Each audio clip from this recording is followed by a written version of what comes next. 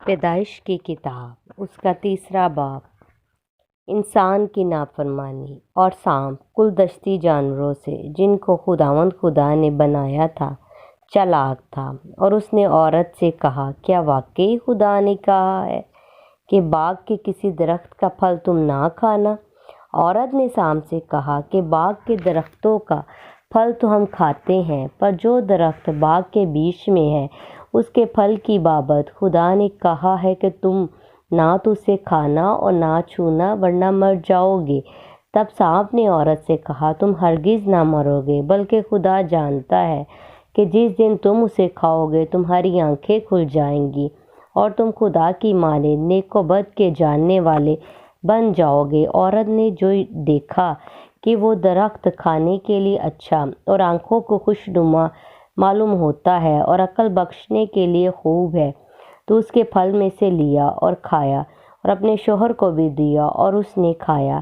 تب دونوں کی آنکھیں کھل گئی اور ان کو معلوم ہوا کہ وہ ننگے ہیں، اور انہوں نے انجیر کے پتوں کو سی کر اپنے لیے لنگیاں بنائیں، اور انہوں نے خداوند خدا کی آواز جو ٹھنڈے وقت باغ میں پھرتا تھا سنی، اور آدم اور اس کی بیوی نے آپ کو خداوند خدا کے حضور سے باغ کے درختوں میں چھپایا۔ تب خداوند خدا نے آدم کو پکارا اور اس سے کہا کہ تو کہاں ہے؟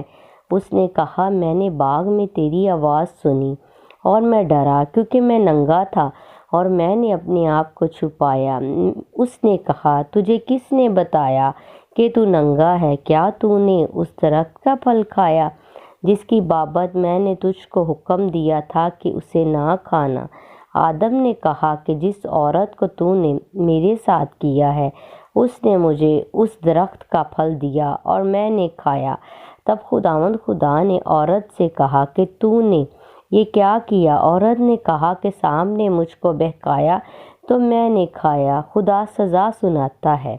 اور خداوند خدا نے سانپ سے کہا، اس لیے کہ تو نے یہ کیا تو سب چوپایوں اور دشتی جانوروں میں معلوم ٹھہرا، تو اپنے پیٹ کے بل چلے گا اور اپنی عمر بھر خاک چاٹے گا، اور میں تیرے اور عورت کے درمیان اور تیری نسل اور عورت کی نسل کے درمیان عداوت ڈالوں گا، وہ تیرے سر کو کچلے گی اور تو اس کی ایڑی پر کاٹے گا۔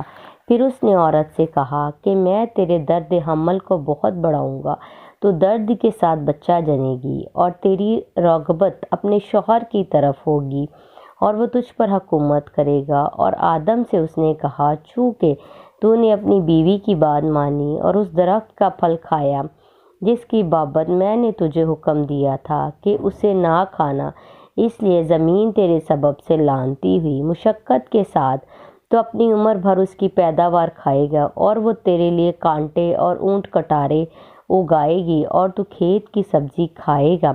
تو اپنے منہ کے پسینے کی روٹی کھائے گا جب تک کہ زمین میں تو پھر لوٹ نہ جائے، اس لیے کہ تو اس سے نکالا گیا ہے، کیونکہ تو خاک ہے اور خاک میں پھر لوٹ جائے گا۔ اور آدم نے اپنی بیوی کا نام حوا رکھا، اس لیے کہ وہ سب زندوں کی ماں ہے۔ اور خداوند خدا نے آدم اور اس کی بیوی کے واسطے چمڑے کے کرتے بنا کر ان کو پہنائے۔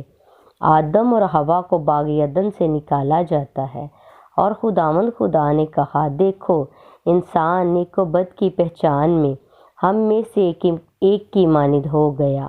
اب کہیں ایسا نہ ہو کہ وہ اپنا ہاتھ بڑھائے اور حیات کے درخت میں سے بھی کچھ لے کر کھائے اور ہمیشہ جیتا رہے۔ اس لیے خداوند خدا نے اس کو باغ عدن سے باہر کر دیا تاکہ وہ زمین کی جس میں سے وہ لیا گیا تھا کھیتی کرے۔ چنانچہ اس نے آدم کو نکال دیا اور باغ عدن کے مشرق کی طرف کروبیوں کو اور چوگرد گھومنے والی شعلہ زن تلوار کو رکھا کہ وہ زندگی کے درخت کی حفاظت کرے۔ آمین۔